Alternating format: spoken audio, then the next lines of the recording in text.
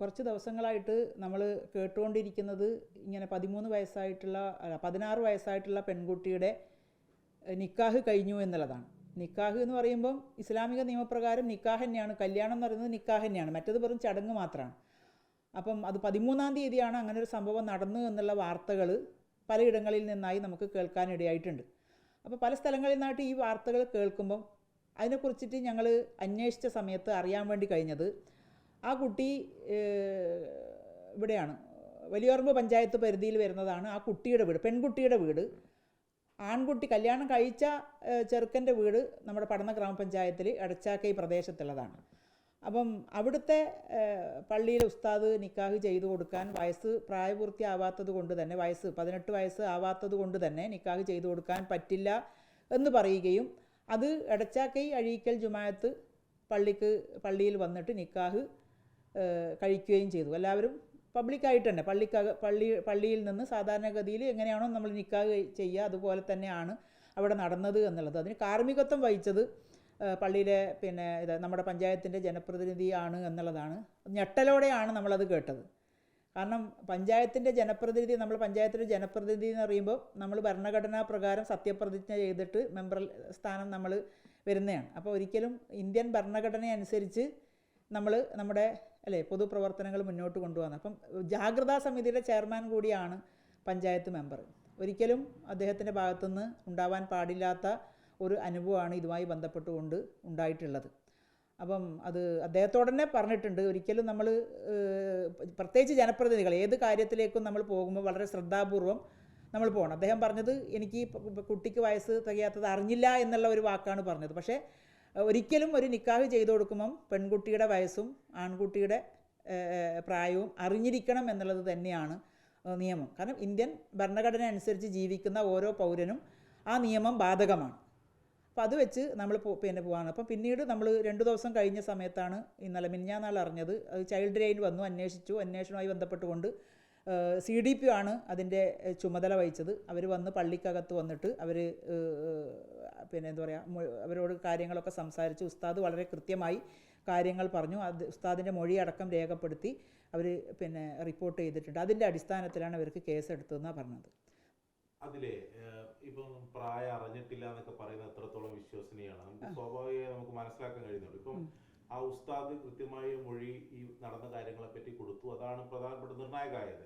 അപ്പൊ അതിൽ തന്നെ തനിക്കിത് അറിയില്ലായിരുന്നു, ആദ്യഘട്ടത്തിൽ പ്രായം അറിയില്ല. അപ്പം ഉസ്താദിനെ പോലും തെറ്റിദ്ധരിപ്പിച്ച് അങ്ങനെ ഒരു സമ്മർദ്ദം അവിടെ ഉണ്ടായി എന്നാണ് നമുക്ക് മനസ്സിലാക്കാൻ കഴിയുന്നത്. ഗുരുതരമായിട്ടുള്ള ഒരു പ്രശ്നമാണ് എന്നല്ലേ മനസ്സിലാക്കേണ്ടത്? അതെ, ഗുരുതരമായിട്ടുള്ള. കാരണം പടന്ന എന്ന് പറയുന്ന നമ്മുടെ പടന്ന പഞ്ചായത്തിനകത്ത് ഒരു കാലത്ത് ഇതുപോലെ കാരണം 18 വയസ്സിന് താഴെയുള്ള പെൺകുട്ടികളുടെയൊക്കെ വിവാഹം ഇസ്ലാമിക നിയമപ്രകാരം ആവാ എന്ന് പറയുന്നുണ്ട്. പക്ഷെ അങ്ങനെ ആയിരുന്നു കഴിഞ്ഞിരുന്നത്. വിദ്യാഭ്യാസം ആഗ്രഹിക്കുന്ന പെൺകുട്ടികളെപ്പോലും രക്ഷിതാക്കൾ നിർബന്ധപൂർവ്വം കല്യാണം കഴിച്ച് പോയിരുന്ന ഒരു കാലം ഉണ്ടായിരുന്നു.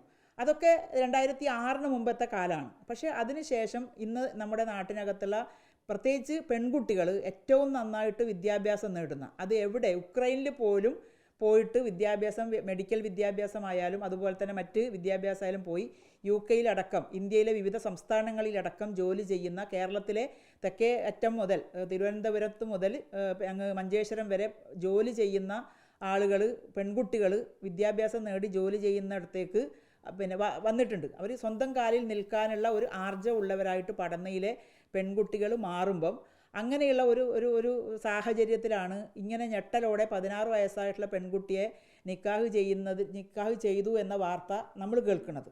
അപ്പോൾ അതിൻ്റെ അടിസ്ഥാനത്തിൽ നമ്മൾ CDPO-അടക്കമുള്ള ആളുകളോട് ഈ കാര്യങ്ങളെ വിളിച്ച് അന്വേഷിച്ച സമയത്ത് അവർ പറഞ്ഞു, ഞങ്ങൾ കൃത്യമായി അന്വേഷിച്ചിട്ടുണ്ട്, ഉസ്താദ് നമ്മളോട് പറഞ്ഞിട്ടുണ്ട്, ഉസ്താദിനെയും തെറ്റിദ്ധരിപ്പിച്ചിട്ടാണ് ഇത് നിക്കാഹ് ചെയ്യിപ്പിച്ചത്, അവർക്കും അറിയില്ലായിരുന്നു എന്ന വാർത്തയാണ് അവർ പറഞ്ഞത്. അപ്പോൾ അതിനനുസരിച്ചാണ് ഇപ്പോൾ കേസ് വന്നിട്ടുള്ളത് എന്നുള്ളതാണ് പറഞ്ഞത്. പോലീസിന്റെ ഭാഗത്തുനിന്ന് അന്വേഷണം കുറച്ചും കൂടി ഊർജിതമാകണമെന്ന് അഭിപ്രായമുണ്ടോ? അങ്ങനെ പൊതുവെ തീർച്ചയായിട്ടും. കാരണം ഇത് ആര് ചെയ്താലും ഇത്തരത്തിൽ ഈ 16 വയസ്സ് ഉള്ള പ്രായപൂർത്തിയാകാത്ത അല്ലെങ്കിൽ 18 വയസ്സ് എന്നുള്ള മാനദണ്ഡം 18 വയസ്സ് എന്ന് പറയുന്നത് ഒരു മാനദണ്ഡമാണ്. കുട്ടികൾ പഠിക്കുന്ന ഒരു പ്രായമാണ്. പക്ഷേ അത്തരത്തിൽ കൂട്ടുന്നത് ആരായാലും അത് നിയമത്തിൻ്റെ മുമ്പിൽ കൊണ്ടുവരേണ്ടുന്നത് കൊണ്ടുവരണമെന്നുള്ളത് തന്നെയാണ് പഞ്ചായത്ത് നിലയിൽ പഞ്ചായത്തിൻ്റെ പ്രതിനിധീകരിക്കുന്ന ഒരു പഞ്ചായത്ത് പ്രസിഡന്റ് എന്നുള്ള രീതിയിൽ പറയുന്നത്. അവരെ കൃത്യമായി നിയമത്തിൻ്റെ മുമ്പിൽ കൊണ്ടുവരിക എന്നുള്ളത് തന്നെയാണ്. അപ്പോൾ പോലീസിൻ്റെ ഭാഗത്തു നിന്നും കൃത്യമായ അന്വേഷണം നടത്തി. ഇപ്പോൾ അവർ വകുപ്പ് 9, 10 എന്നാണ് ഇട്ടെന്ന് പറയുന്നത്. ആ വകുപ്പ് 9 ആയാലും 10 ആയാലും കൃത്യമായി അത് 2 വർഷം വരെ തടവും 1 ലക്ഷം രൂപ പിഴയും അടക്കാനാവശ്യമായ രീതിയിലേക്കാണ് അതിൻ്റെ നിയമം, അതിൻ്റെ വകുപ്പ് പോകുന്നത്. അപ്പോൾ കൃത്യമായി അവർക്ക് അത് ആരായാലും, ഇനിയിപ്പോൾ എൻ്റെ മകനാണ് ഇത്തരത്തിലുള്ള കാര്യങ്ങൾക്ക് കൂട്ടുനിന്നാൽ പോലും അവർ പിന്നെ ശിക്ഷിക്കപ്പെടേണ്ടതാണ്, അല്ലെങ്കിൽ കൃത്യമായി നിയമത്തിന് മുമ്പിൽ കൊണ്ടുവരേണ്ടതാണ് എന്നുള്ളത് തന്നെയാണ് അഭിപ്രായം. ഇല്ല, അറസ്റ്റ് നടന്നിട്ടില്ല. അറസ്റ്റൊക്കെ പെട്ടെന്ന് നടക്കേണ്ടതല്ല. ഇതിനകത്ത് ഇപ്പം കാര്യങ്ങൾ കുറച്ചുകൂടി വ്യക്തമാണ്. ഇപ്പൊ എന്തുകൊണ്ടാണ് അറസ്റ്റ് വൈകുന്നതെന്നൊക്കെ അതിന് പഞ്ചായത്ത് കൂടി അതിൽ പോലീസിനോട് ചോദിച്ചിരുന്നോ? അല്ലെങ്കിൽ പോലീസ് അതിൽ ആ കാര്യത്തിലേക്ക് അറസ്റ്റ് നടപടിയിലേക്ക് കടക്കാവുന്നതല്ലേ? അറസ്റ്റ് നടപടിയിലേക്ക് കടക്കേണ്ടതാണ്. അപ്പം അതിപ്പോൾ ഇന്ന് ഞാൻ പിന്നെ CI സാറിനെ വിളിക്കാൻ വേണ്ടിയിട്ട് ഇരിക്കുകയാണ്. എന്തായി ആ കേസുമായി ബന്ധപ്പെട്ടുകൊണ്ടുള്ള വിഷയങ്ങൾ എന്തായി എന്നുള്ളത് അറിയുന്നതിന് വേണ്ടിയിട്ട് ഞാൻ സാറിനെ വിളിച്ചിട്ടില്ല. വിളിക്കുന്നതാണ്. പക്ഷെ അവരെ പിന്നെ ചോദ്യം ചെയ്യുന്നതിന് വേണ്ടിയിട്ട് വിളിക്കാൻ സാധ്യതയുണ്ട് എന്നുള്ളതാണ് അറിയാൻ വേണ്ടി കഴിഞ്ഞത്. ചോദ്യം ചെയ്യുന്നതിന് വേണ്ടിയിട്ട് ഈ ഉസ്താദ് അടക്കമുള്ളവരെ വിളിക്കാൻ സാധ്യതയുണ്ട് എന്നുള്ളതാണ്. അവരെ ചോദ്യം ചെയ്തിട്ടാണ് അവർ പോലീസിൻ്റെ ഭാഗത്തു നിന്നുള്ള ആക്ഷൻ ഉണ്ടാവുക എന്ന രീതിയിലേക്കാണ് പറഞ്ഞത്. ഇപ്പം നിലവിൽ ഈ കേസ് ഇട്ടത് ചൈൽഡ് ലൈനാണ് എന്നുള്ള രീതിയിലാണ് പറഞ്ഞത്. പോലീസിൻ്റെ ഭാഗത്ത് ഇവർ അന്വേഷണം നടത്തിയിട്ടാണ് ബാക്കിയുള്ള ഫർദർ നടപടികൾ സ്വീകരിക്കുക എന്നുള്ളതാണ് ഇന്നലെ രാത്രി വിളിച്ച സമയത്ത്, ഇന്നിപ്പോൾ ഞാൻ CI സാറിനെ വിളിക്കണോ അത്ര ഇന്നലെ വിളിച്ച സമയത്ത് അറിയാൻ വേണ്ടി കഴിഞ്ഞത്.